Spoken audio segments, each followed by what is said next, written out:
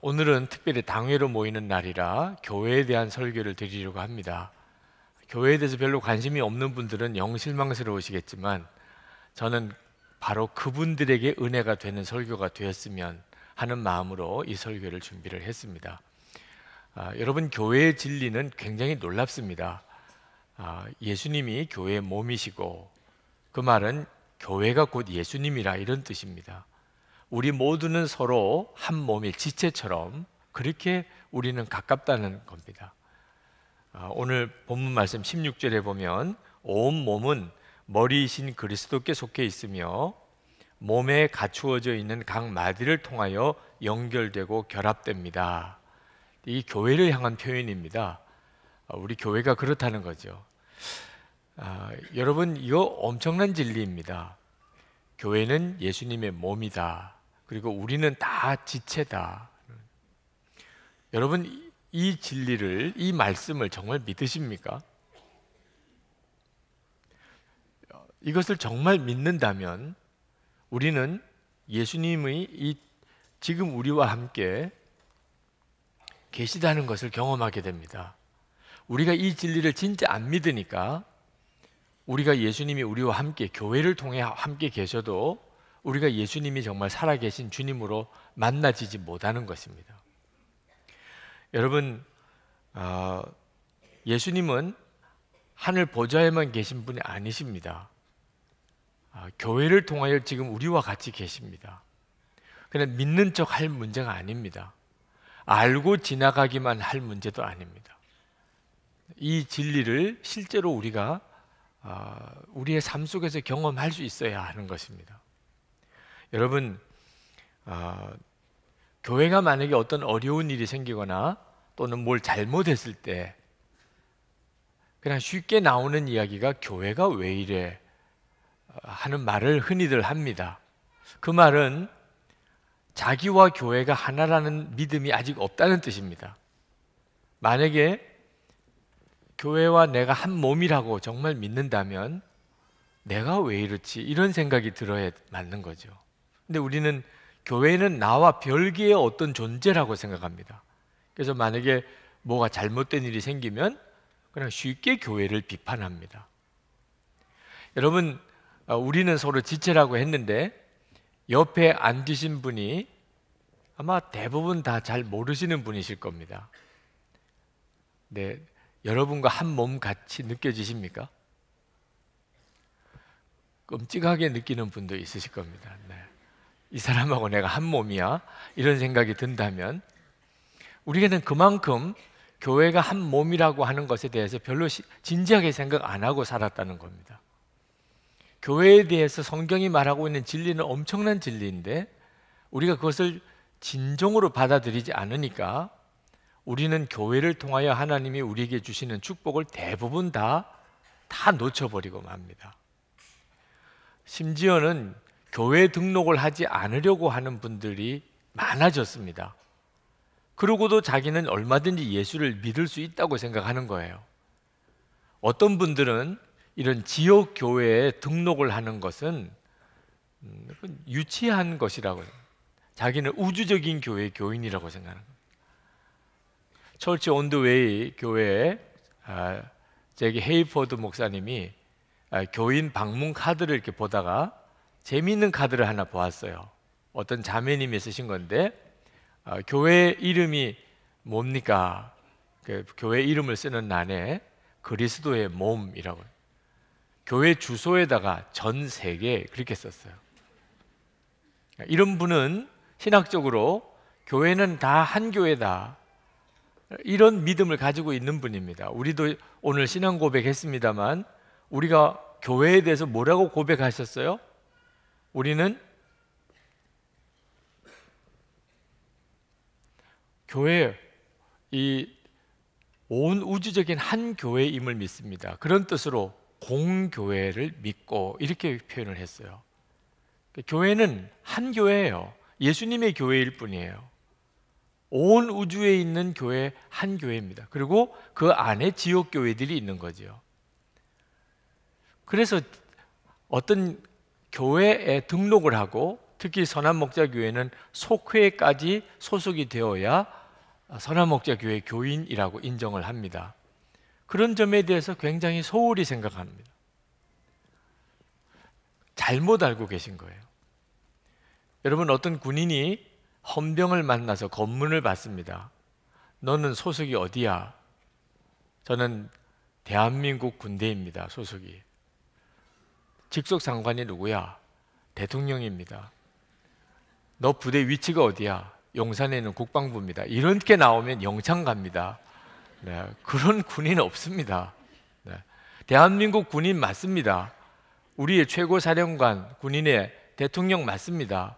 그러나 구체적으로 어느 사단, 어느 연대, 어느 대대, 어느 중대, 어느 소대까지 분명한 소속이 있어야 그 사람이 군인인 것입니다. 교회도 마찬가지입니다. 분명히 교회 소속이 없는 형편으로 교인은 없습니다. 선한목자교회에 주일 예배에 오시는 분들 중에 선한목자교회 교인이 아니신 분이 대략 한 1000여 명이 된다고 파악이 됩니다. 실제로 등록 교인하고 비교하면 주일 출석 인원이 한 1000명 정도쯤이 더 주일 예배에 오십니다. 그러니까 상당수 많은 분들이 교회 소속감이 별로 없이 교회에 오신다는 거죠. 혹시 그러신 분이 계시면 잘 들으시기 바랍니다. 내가 정확하게 어느 교회, 어느 소그룹 안에 정확한 소속감이 있으셔야 그분이 교인입니다. 전체 예수님의 교회의 교인이기도 합니다. 여러분들이 교회에 대해서 소속감을 분명히 갖기 원치 않는 것은 나름대로 이유가 있습니다. 그것은 교회 생활에서 받았던 어려움이 있었기 때문이거나 또는 목사님이나 장로님이나 교인들로부터 어떤 상처를 받은 일이 있거나 그래서 교회에 깊이 소속되기를 싫어하는 그런 마음이 충분히 이해가 됩니다. 그러나 여러분, 교회는 근본적으로 하나님이 우리에게 주신 축복의 선물입니다. 교회가 없으면 안 되기 때문에 교회를 주신 겁니다. 가정과 같습니다. 여러분, 가정이 항상 좋은 곳이기만 합니까? 부부 관계나 부모 자녀 관계나 또는 형제 간에 가정 안에도 어려운 일 많지 않습니까? 여러분, 어려서 자라는 동안에 가족으로부터 받은 상처 한두 개입니까? 가족 때문에 내가 짊어져야 될 부담과 책임이 얼마나 큽니까? 그래도 가족은 나에게 축복입니다. 가족이 없는 거하고 비교할 수가 없는 것이 가족의 축복이잖아요. 교회도 꼭 같습니다. 교회 생활 힘들고 시험되는 일 있습니다. 때때로 교회를 위해 책임져야 될 일이 부담되기도 합니다. 그러나 교회는 근본적으로 나를 위한 축복의 하나님의 선물입니다. 저는 이미 여러 번 말씀드렸지만 어릴 때부터 교회에서 자랐습니다. 아버님이 목사님이시니까. 제 기억 속의 교회는 좋은 기억 많이 없습니다. 제가 목사가 되고 난 다음에 목회하면서도 교회 목회하면서 어려운 일 많이 겪었습니다. 그런데 그때 만약에 제가 교회를 떠났거나 만약에 교회가 없었다면 지금 저는 없었을 겁니다. 저는 교회를 통해서 예수님을 만났고 믿음이 자랐습니다. 우리는 하나님이 주시는 은혜 잘 모릅니다. 내가 힘들었던 것만 많이 기억합니다. 실제로는 하나님이 나도 모르는 사이에 엄청난 은혜를 주셨습니다. 초등학교 다닐 때 저하고 동네에서 같이 교회 다니던 친구들, 지금 상당히 많은 친구들이 교회 안 다닙니다. 그들이 성장하는 과정에서 이런저런 이유로 교회를 떠난 거죠. 그들을 만나볼 때마다 마음에 너무 아쉬움이 있습니다. 왜 일찍 저렇게 교회를 포기했을까? 교회 안에 있다는 것 자체가 우리에게 주는 엄청난 하나님의 축복이 있습니다. 어떤 분은 또 그렇게 이야기하실 겁니다. 목사님, 알겠어요. 교회 중요해요. 저 인정해요. 그런데 지금 나는 너무 바빠요. 그러니 내가 좀 경제적으로도 안정되고 생활에 좀 형편이 나아지면 나도 교회 위에서 뭐 봉사도 하고 섬길 테니 좀 기다려 주세요. 그러시는 분들도 있으세요. 충분히 이해할 수 있어요. 그렇지만 아직도 교회를 잘 모르시니까 그렇게 이야기하시는 거예요. 교회는 바쁘니까 뒤로 미룰 존재가 아닙니다. 교회는 구원의 방주라고 그랬어요. 여러분, 노아 시대에 죄가 관영해서 하나님이 홍수 심판을 내렸습니다. 그러나 노아와 그 가족은 하나님께서 방주를 만들라는 말씀에 순종해서 방주를 짓습니다. 그건 산에서 지은 거예요. 사람들이 얼마나 손가락질했겠습니까? 그러나 묵묵히 하나님의 말씀대로 노아 방주를 지었습니다. 그리고 홍수 심판 때 8가족이 다 구원받았습니다. 지금 우리가 사는 세상이 굉장히 악해집니다. 하나님을 무시하고 하나님을 대적합니다. 성경은 분명히 마지막 때에 심판이 있을 거라고 그랬습니다.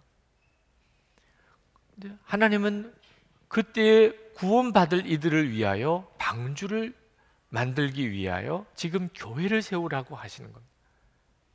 그러니까 내가 조금 한가해지면, 여유가 생기면 그러면 내가 교회 봉사도 하겠습니다고 하는 말이 얼마나 안타까운 이야기입니까? 모르니까 그렇게 이야기하는 거예요. 교회를 세우는 일은 우리의 삶에 가장 우선순위에 두어야 될 일입니다. 예수님께서 재림에 오실 때 큰 잔치가 벌어진다고 그랬습니다. 어린 양의 혼인잔치입니다. 예수님이 신랑이고 그리고 신부가 준비되어서 예수님과 함께 혼인잔치 자리에 참여합니다. 그 예수님이 단장한 신부가 누군지 아십니까? 교회입니다. 저와 여러분 한 사람 한 사람이 아니고 교회가 신부인 것입니다. 교회가. 그 사실을 알고 나면 교회를 향한 마음이 너무너무 뜨거워집니다. 예수님의 신부를 지금 주님은 단장해 가고 계십니다. 이게 바쁘다고 해서 뒤로 물릴 일입니까? 그리고 교회는 이 세상에서 우리가 천국이 어떤 곳인지를 경험해 볼 수 있는 유일한 곳입니다. 예수님께서 이 땅에 오실 때 하나님의 나라가 이 땅에 임했습니다. 그러나 아직 완성되지는 않았습니다. 이제 예수님이 재림에 오실 때 하나님의 나라가 완성됩니다. 그러니까 하나님의 나라는 이미 임하였고 시작되었지만 아직 완성되지는 않았습니다. 그런데 하나님의 나라가 예수님의 재림으로 완성되기 전까지 이 세상에서 천국을 경험할 수 있는 곳으로 하나님이 우리에게 허락해 주신 곳이 교회입니다. 교회 안에서 우리는 천국이 어떤 곳인지 미리 맛보게 됩니다. 그리고 천국이 정말 있구나 하는 것을 확인하게도 됩니다. 교회는 엄청나게 중요한 것입니다. 그러니까 우리가 우리의 삶에 교회를 세워가는 일을 우선순위에 항상 먼저 두어야 합니다. 여러분, 하나님을 정말 생각해 보시기 바랍니다. 교회를 위해서 헌신하고 교회 세우는 일을 위해서 순종하는 그런 성도들을 하나님이 얼마나 찾으시겠습니까? 여러분들의 기도 생활 중에 교회를 위한 기도가 있으신가요? 여러분이 교회를 위해서 기도하고 나라와 민족을 위해서 기도하면 하나님의 눈에 얼마나 특별하게 눈에 뜨이겠습니까? 어떤 분은 그런 말씀을 하실 수도 있어요. 아니, 목사님, 좀 현실적으로 이야기합시다. 어떻게 천국 같은 교회가 있을 수 있겠습니까? 사람은 다 약하고 악한데, 교인이라도 다 약하고 악한 게 마찬가지인데, 사람들끼리 모인 곳이 교회인데 어떻게 천국 같을 수 있습니까? 너무 기준을 높게 잡으면 실망도 큰 법 아니겠습니까? 충분히 그렇습니다. 네? 사람들끼리 모인 곳이기 때문에 교회에도 문제가 많습니다. 교회를 천국이라고 말하는 것은 어떤 때는 정말 두려운 표현이기도 합니다. 그러나 여러분, 복음의 능력을 믿어야 되잖아요. 우리는 복음의 능력을 믿고 우리가 구원받았다고 믿는 거 아닙니까? 교회에 대하여도 마찬가지입니다. 우리는 정말 복음의 능력을 믿어야 합니다. 우리가 지옥에 갈 수밖에 없는 죄인이 하나님의 자녀가 되는 이런 놀라운 기적이 복음 안에서 일어났다면, 사람들끼리 모이는 공동체이지만 교회가 예수 그리스도로 인해서 천국이 될 수 있는 것도 믿어야 되는 것입니다. 여러분, 교회를 천국과 같은 공동체로 만드는 일은 우리가 하는 일이 아닙니다. 그것은 주 예수님이 친히 하시는 일입니다.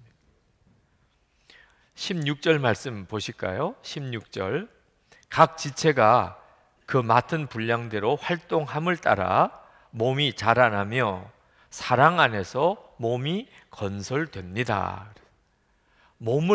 주님의 몸을 건설하라 이렇게 말씀하지 않고 건설됩니다 라고 말씀했어요.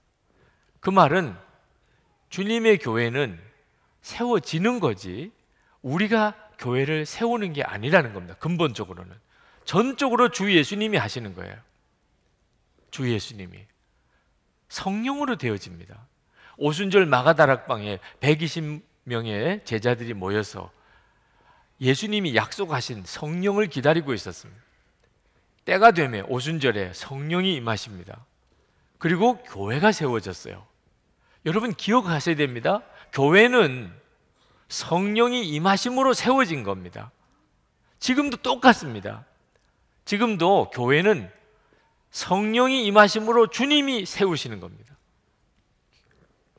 사도행전 2장 44절 45절에 보면 믿는 사람이 다 함께 있어 모든 물건을 서로 통용하고 또 재산과 소유를 팔아 각 사람의 필요를 따라 나눠주고 했습니다.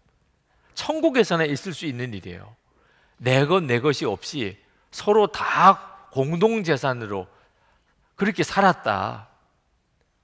성령이 아니면 있을 수가 없는 일입니다. 이런 일이 교회를 통하여 일어난다는 거예요. 우리가 할 일이 뭐죠, 그러면? 우리가 할 일은 두 가지예요. 하나는 예수님이 왕이신 것을 분명하게 고백하고 사는 겁니다. 우리가 교회로 모여서 하는 일이 뭘까요? 예수님이 왕이신 것을 분명하게 고백하는 거예요. 그러기만 하면 됩니다. 우리는 할 일이 그거밖에 없어요. 15절에 모든 면에서 자라나서 머리가 되시는 그리스도에게까지 다다라야 합니다. 교회는 머리가 되시는 분은 예수님이십니다. 교회는 예수님이 왕이세요. 예수님이 교회의 주님이세요. 우리는 쉽게 내 교회, 우리 교회 이런 표현을 잘 씁니다. 그죠? 다른 교회 교인을 만나면 우리 교회는 이런 말을 쉽게 써요. 그런데 그 표현 속에는 교회에 대한 사랑과 자부심도 있을 수 있지만 내 소유라는 의식도 여전히 깔려 있습니다. 내 것이라는 소유의식. 우리가 정말 조심해야 될 거예요. 교회는 근본적으로 예수님 것입니다. 예수님이 교회의 주님이고 왕이세요. 우리가 이 세상이 타락한 것 보고 마음이 아파합니다. 그러나 진짜 아파해야 될 것은 교회가 타락한 겁니다. 교회가 타락하면 소망이 없습니다. 그런데 교회 타락이 뭐죠? 도대체 교회가 타락한 것을 뭘 보고 타락했다고 할 수 있는 겁니까? 사람이 주인 노릇하는 거예요. 교회가. 교회 안에서 사람이 왕 노릇하는 겁니다. 여기 계신 분들 중에 교회 섬기시는 봉사 이런저런 봉사하시는 분들이 많으시잖아요. 여러분들의 부서에서 섬기는 그 파트에서 사람이 주인 노릇, 사람이 왕 노릇, 사람이 모든 일을 주관하는 일, 그게 교회의 타락이에요. 교회는 그런 곳이 아닙니다. 교회는 성도들이 모여서 언제나 예수님이 왕이십니다, 이 고백으로 모이고 무슨 일이든지 하는 곳이 교회입니다. 그러면 교회는 예수님의 교회가 됩니다. 여러분, 이 세상은 예수님이 왕이신 걸 모릅니다. 예수님은 왕이시지만 아직까지 예수님이 재림하셔서 하나님의 나라가 이루어진 게 아니기 때문에 세상에서는 예수님을 왕이라고 인정도 하지도 않고 또 예수님을 왕으로 섬기지도 않습니다. 그런데 이 세상에 사는 사람들 중에 예수님을 왕이라고, 예수님을 주님이라고 믿는 사람들이 있습니다. 누구지요? 저와 여러분 그리스도인들입니다. 그리스도인들은 예수님이 주님이고 예수님이 왕이세요. 그래서 성령께서 그리스도인들을 모으신 거예요. 교회라고 모으신 거예요. 그러니까 교회의 특징은, 교회의 가장 큰 특징은 예수님이 왕이신 것을 고백하고 사는 성도들의 모임입니다. 그러니까 교회는 어디서나 예수님이 왕이세요. 그러므로 우리가 교회에 모여서 제일 중요하게 생각해야 될 것은 무슨 일을 하든지 무슨 일을 결정하든지 예수님이 왕이십니다 고백하고 해야 돼요. 주님 뜻대로 합시다. 예수님이라면 어떻게 하실까요? 우리가 오직 관심은 거기에만 있어야 됩니다. 그러면 교회는 건강한 교회요, 예수님의 교회요, 역사가 나타나는 교회입니다. 여러분이 교회 생활하면서 여러분이 가지고 있었던 주장이나 계획을 예수님의 뜻이기 때문에 꺾어본 기억이 있습니까? 여러분은 이렇게 하는 게 옳아요. 여러분의 생각하기에는 이게 중요해요. 그런데 예수님의 뜻이기 때문에 내 뜻과 달랐어요. 그래서 내 주장과 계획을 꺾어본 적이 있으셨나요? 여러분, 너무 마음이 화가 났어요. 교회에서 너무 화가 났어요. 그런데 주님이 기뻐해라, 감사해라. 주님이 그렇게 마음을 주셔서 내가 막 화가 나고 속이 부글부글 끓는데 마음을 바꿔가지고 기뻐하고 감사해 본 이런 기억이 있으십니까? 여러분, 나는 죽었습니다. 이렇게 고백을 했기 때문에 겨우 참았어요. 겨우 기다릴 수 있었어요. 너무 쉽지 않았기 때문에 정말 더 이상 있을 수가 없었어요. 그런데 주님이 원하시는 게 그 일이 아니니까, 그래서 나는 죽었습니다.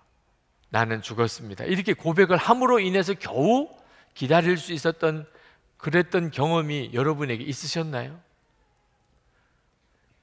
만약에 그런 경험이 별로 없었다면 여러분은 예수님이 왕이심을 그냥 머리로만 알고 입으로만 말하고 사는 사람. 교회 생활은 전적으로 내 생각과 내 주장, 내 계획, 내 감정을 다 꺾는 거예요. 우리 주님이 왕이시니까. 주님이 원하시는 대로 꺾는 거예요. 어느 교회에 담임 목사님을 새로 모셔야 될 일이 생겼는데 목사님이 여러분이 이제 후보가 되셨습니다. 그 목사님 중에 한 분을 투표로 결정하는 날입니다. 장로님 한 분이 새벽 기도에 나가셨어요. 그리고 하나님께 기도했습니다. 하나님, 좋은 목사님이 오늘 결정되되 제가 보기에는 이 목사님이 제일 좋은 목사님이니 이 목사님이 우리 교회 담임 목사님을 오게 해달라고 기도를 했어요. 그런데 하나님께서 갑자기 무슨 말씀을 하시느냐 하면, 너는 내가 원하지 않는 목사가 선정되어도 그에게 순복할 수 있겠느냐. 깜짝 놀랐어요. 숨이 멎을 듯이 놀랐어요. 하나님이 내가 원하지 않는 목사님을 담임 목사님으로 세우시려는가.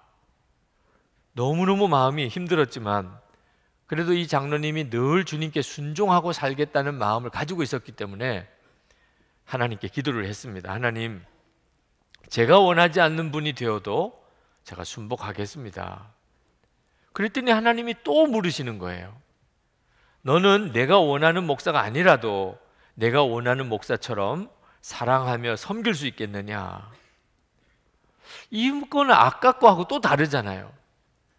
뭐 하나님이 다른 목사님을 담임 목사로 세우시면 어떻게 해요? 뭐 내가 받아들이는 수밖에 없죠. 그런데 사랑하고 섬길 수 있겠느냐. 그때 그 장로님의 마음에 어떤 마음이 있는지를 하나님이 그대로 드러내 보여주셨다고 그랬어요. 자기 마음에 다른 목사님들에 대한 정죄와 판단이 있는 겁니다. 저 목사님은 안 돼, 저 목사님은 안 돼. 그리고 또 마음에 만약에 내가 원하는 목사님이 안 된다면 나는 이제부터 나는 교회 일 적당히 할 거야. 내가 원하는 목사님도 아닌데 내가 열심히 할 게 뭐 있어. 나 그냥 지켜볼 거야. 잘하나 안 하나 지켜볼 거야. 이런 마음을 가지고 있는 것을 그날 다 드러내신 거예요. 얼마나 자기 속에 있는 생각이 하나님 기뻐하지 않는 것인지 깨닫고 펑펑 울면서 회개했습니다. 그리고 하나님께 기도했어요. 하나님, 제가 원하지 않는 분이 오시더라도 제가 원했던 목사님처럼 사랑하고 섬기겠습니다. 여러분도 그런 경험이 있으십니까? 교회에서 하나님이 원하시는 일이기 때문에 내가 원하는 게 아니지만 나는 그 점에 대해서 반대하지만 주님의 뜻이구나. 그래서 내 생각 꺾고 내 감정도 꺾고 내 기분도 꺾고 나는 죽었습니다 고백하고 그렇게 순종하실 수 있으시겠어요? 오늘 2부 예배 드리고 난 다음에 기도 받으러 나오신 남자분 한 분이 저에게 오셔서 그렇게 이야기했어요. 저는 오늘 교회를 옮기려고 왔습니다. 교회에서 너무나 많은 상처를 받았습니다. 교회를 옮기려고 왔는데 오늘 목사님의 설교를 듣고 제가 제 마음을 바꾸어서 다시 교회로 돌아가려고 합니다. 목사님 기도해 주세요. 제가 너무나 감사한 마음으로 기도를 드렸어요. 그분에게 있어서는 쉽지 않은 일이죠. 근데 예수님의 왕 되심이 분명하셔야 돼요. 우리는 쉽게 내가 왕 되려고 그래요. 교회 안에서 우리는 쉽게 사람이 왕 노릇하는 것을 보아요. 그게 교회 타락이에요. 아무리 일이 잘 되고 교회가 커진다 하더라도 사람이 왕 되기 시작하면, 사람이 마음대로 주장하기 시작하면, 그러면 그게 교회의 타락이에요. 15절에 보면 우리가 교회를 어떻게 섬겨야 되는지에 대해서 가르치고 계십니다. 사랑으로 진리를 말하고 살면서라고 그랬습니다. 여러분, 교회는 항상 진리 위에 서 있어야 합니다. 올바르게 가야 되는 거예요. 교회는 항상 바르게 가야 돼요. 교회가 잘못하거나 죄를 용납하거나 불의를 용납하면 안 됩니다. 교회는 언제나 진리에 서 있어야 돼요. 그러니까 항상 무엇이 진리인지를 우리가 항상 물어야 됩니다. 무엇이 하나님의 뜻인지를. 그러나 사랑으로 진리를 말하고 살면서 이 구절을 명심해야 돼요. 사랑으로라고요. 진리를 말하되 사랑으로 해야 돼요. 우리가 아이들에게 무언가를 가르쳐도 똑같아요. 옳은 말을 하되 사랑으로 해야 됩니다. 우리가 교회에서 어린아이들이 많아요. 우리 교회 어린아이들이 참 많습니다. 감사한 일이에요. 어린애들이 많으니까 때때로는 어른들이 보기에는 문제가 많이 보여요. 그럴 때 아이들을 따끔하게 훈계도 하고 가르치기도 해야 되지만 명심해야 돼요. 예수님께서 하시는 것처럼, 주님이 그 아이에게 말씀하시는 것처럼 어른들이 할 수 있는 마음을 가져야 돼요. 사랑으로 진리를 말해야 되는 겁니다. 어떤 분이 제 페이스북에 짧지만 아주 오래 마음에 남는 글을 올려주셨더라고요. 진실을 말하되 온유한 그릇에 담아서. 이게 지혜입니다. 항상 진실을 말해야 돼요. 그러나 온유한 그릇에 담아서 말할 수 있어야 합니다. 그때부터 주님이 역사하기 시작해요. 여러분, 예수님께서 교회를 세워 가시려면 또 우리가 반드시 기억해야 될 두 번째가 다른 교인들에게 마음을 열어야 됩니다. 다른 사람에게 내 마음의 장벽이 허물어져야 돼요. 에베소서 2장 14절에 그는 우리의 화평이신지라 둘로 하나를 만드사 원수된 것 곧 중간에 막힌 담을 자기 육체로 허시고 그랬습니다. 예수님은 막힌 담을 허신 분이에요. 십자가의 죽으심으로. 가장 먼저는 하나님과 우리 사이에 막힌 담을 허셨어요.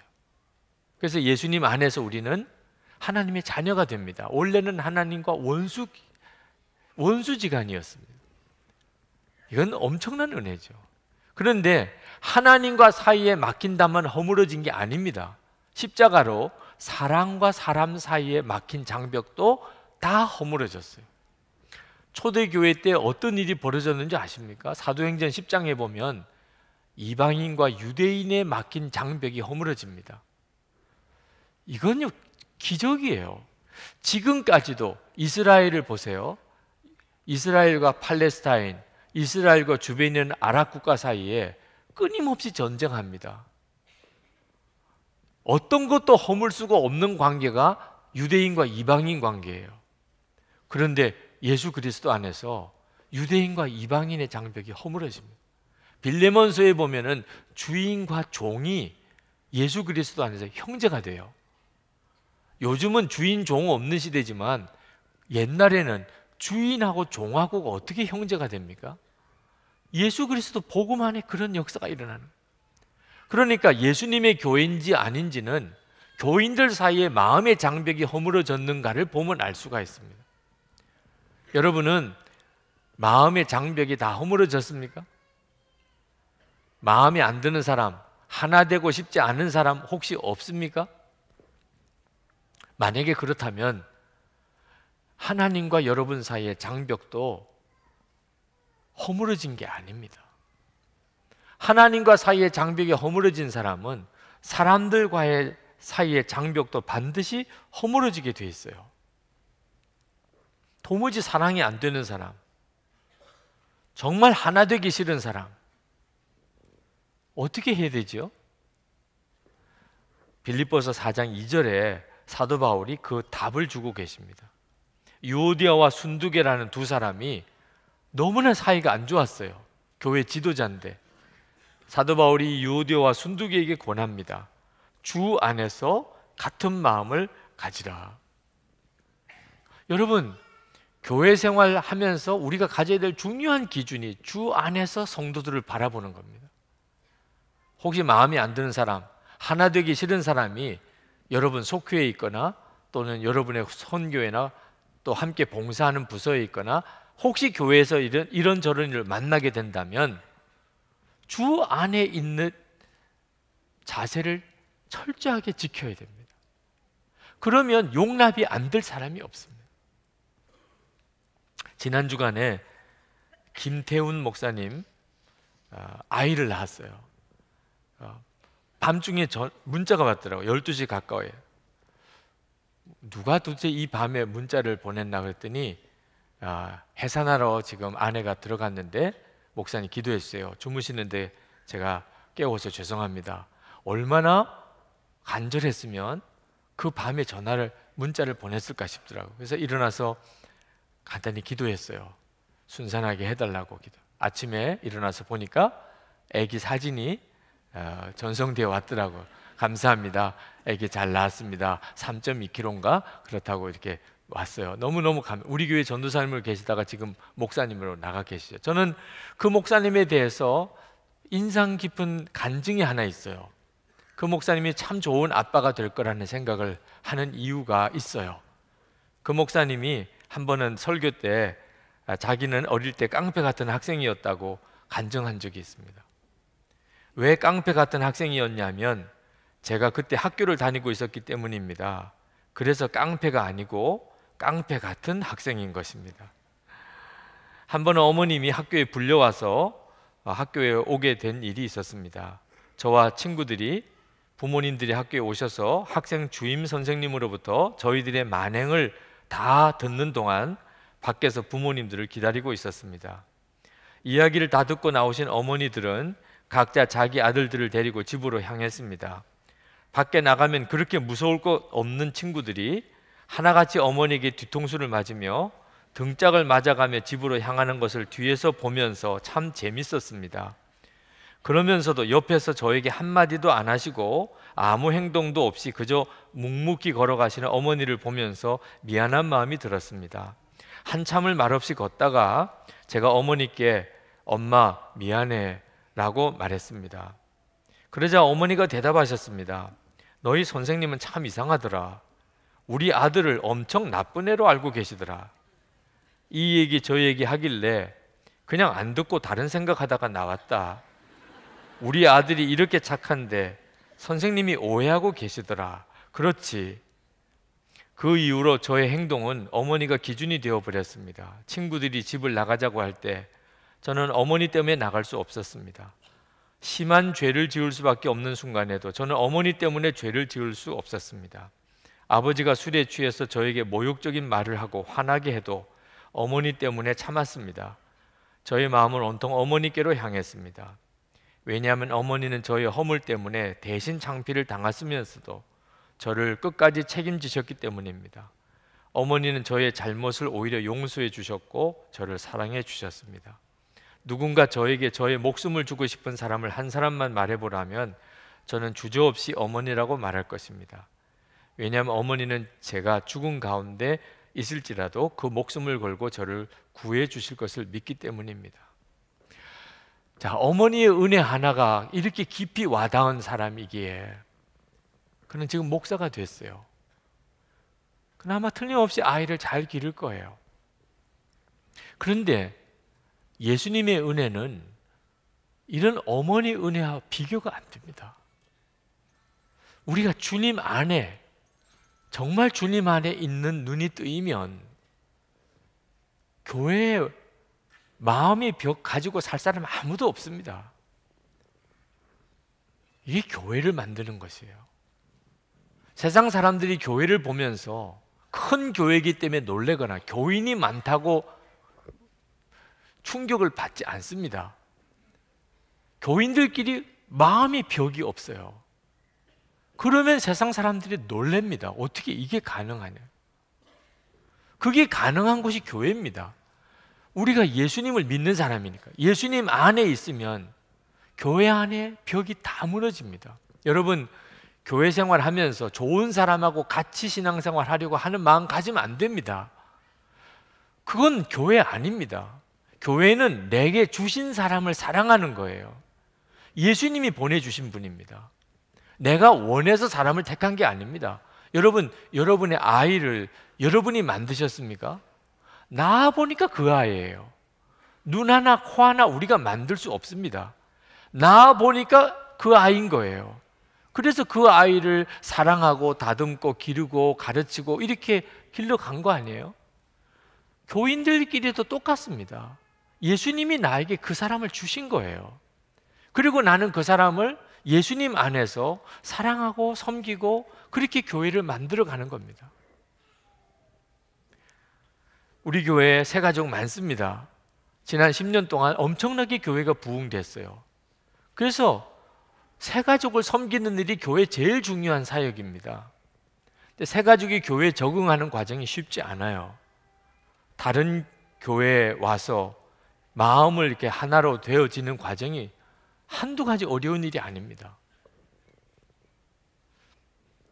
다 예수님이 보내신 사람으로 서로 받을 수 있어야 돼요. 저 사람은 예수님이 나에게 보내주신 사람이야. 그리고 예수님 안에서 그 사람을 섬겨야 됩니다. 그러면 우리 모두가 다 교회의 축복을 받습니다. 부탁드려요. 옆에 있는 사람에게 마음을 여셔야 됩니다. 관심은 이름을 기억하는 것이라는 글을 목회와 신학에서 보았어요. 데이비드 깁슨이 쓴 겁니다. 내가 간호학 수업을 시작한 지 2달 남짓 되었을 때 수업 시간에 쪽지 시험을 보게 되었다.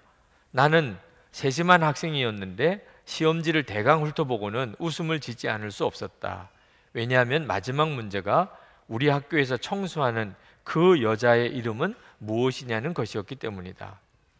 그것은 틀림없이 많은 학생들에게 웃음을 주었을 것이다. 나는 청소하는 여자를 여러 번 본 적이 있다. 그는 키가 크고 검은 머리였으며 나이는 50대 정도였던 것 같다. 그러나 내가 그녀의 이름을 어떻게 알 수 있겠는가? 나는 마지막 문제를 답할 수 없었고 그 문제는 공란으로 해서 답안지를 제출했다. 수업이 끝나기 전 한 학생이 마지막 문제가 쪽지 시험 점수에 포함되는지 물었다. 그러자 교수님은 당연히 그렇다고 대답하며 말씀하셨다. 여러분은 앞으로 많은 사람을 만나게 될 겁니다. 모든 사람은 다 중요한 사람입니다. 단지 여러분들이 할 수 있는 것이 미소를 짓고 인사하는 정도일지라도 그들은 모두 여러분의 관심과 돌봄을 받을 가치가 있는 사람들입니다. 나는 이 교훈을 결코 잊을 수가 없다. 그 후에 나는 우리 학교에서 청소하는 그 여자 이름이 도롯이라는 것을 알게 되었다. 예수님께서는 목자는 양의 이름을 각각 불러내어 인도한다고 말씀하신다. 여러분이 교회에서 만난 분들이 여러분과 한 지체라는 사실을 알게 되면 이름이 궁금해지게 되는 게 당연하죠.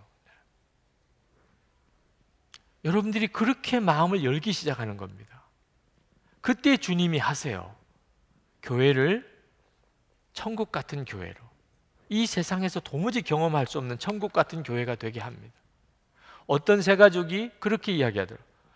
새가족이 힘든 게 뭔지 아세요, 목사님? 10주나 양육을 받아야 되는 것이라고요. 그러시는 분들도 있더라고요. 우리 교회 새가족 되는 일이 어렵다는 거예요. 왜 10주씩이나 이렇게 양육을 받게 하냐. 저는 너무 속상하더라고요. 이건 정말 오해거든요. 10주나 양육을 받다니 어떻게 이런 말이 나올 수가 있어요? 여러분, 10주나 양육을 받는 말이 합당하다고 여기십니까? 여러분, 새가족이 되는 거예요. 새가족이. 여러분, 집에 새가족이 어떻게 됩니까? 애를 낳으면 새가족이 나오는 거죠. 그러면 애가 나오려면 몇 달 걸립니까? 10달 걸리죠. 10주 만에 나오면 그건 죽은 거예요. 10주 만에 애가 나올 수가 없습니다. 여러분, 한 남자와 한 여자가 만나서 결혼하면 이제 새 가족이 생기는 거죠. 그러면 10주 만에 결혼했다. 빨리 한 거예요? 늦게 한 거예요? 엄청 빨리 한 거죠. 만난 지 10주 만에 결혼했어요. 그러면 우리 교회에 새 가족이 왔는데 10주 동안 양육해서 새 가족 등록이 됐다. 그러면 빨리 된 거예요? 늦게 된 거예요? 엄청 빨리 된 거죠. 그러니까 10주 나 걸리는 게 아니라는 거예요. 10주만 한 거지. 아멘입니까? 10주만 한 거예요. 더 기다릴 수가 없어서. 너무 우리가 마음이 간절해서 더 기다릴 수가 없어서 10주만 한 겁니다. 새 가족이 되는 일은 그저 오늘 만나서 이제부터 우리는 한 가족입니다. 이건 하지 말자는 거나 마찬가지예요. 그러니까 2년, 3년 지나도 여전히 한 가족이라는 느낌이 안 드는 거예요. 교회에 새로 오셨어요, 한 분이. 적어도 한 사람과 10주 동안의 만남을 통하여 서로 깊이 알고 기도 제목도 알고 형편도 알고 그도 이 교회로 하나님이 보내신 것인지를 확인하는 과정을 거치고 그리고 10주만 하고 더 길게는 못 하겠어요. 기다리기가 못 하겠어요. 그래서 10주만 환영하는 거예요. 아멘. 오해 없으시기 바랍니다. 오늘 이후로 오해 없으시기 바랍니다. 그 일. 새 가족 되는 일은, 한 몸 되는 일은 정말 하나님의 놀라운 일이에요. 어떻게 나 하나가 교회를 바꿀 수 있을까? 우리 교회 하나가 한국 교회를 바꿀 수 있을까? 한 몸이기 때문에 가능해요. 우리는 한 몸이니까. 나 하나가 예수님과 온전히 하나 되면 교회가 영향을 안 받을 수가 없어요. 한 몸이니까. 선한목자교회가 정말 예수님의 기뻐하는 교회가 되면 한국 교회가 영향을 안 받을 수가 없어요. 왜? 한 몸이니까. 여러분, 이건 거룩한 사명입니다. 오늘 이 시간에 우리가 하나님 앞에 간절히 기도하실 때 교회를 위한 기도를 꼭 해주세요. 그리고 계속 이 교회를 위한 기도를 잊어버리지 말아주세요. 하나님, 제가 예수님과 온전히 하나 되고 그리고 그런 교회를 섬길 수 있게 되기를 원합니다. 저를 통해서 하나님의 기뻐하는 교회가 세워지게 되기 원합니다. 교회가 이 땅에서 정말 천국을 드러내는 예수님의 교회가 이 한국 땅에 온전히 서게 해 주옵소서. 우리 다 같이 통성으로 기도하겠습니다. 은혜와 사랑이 충만하신 아버지 하나님,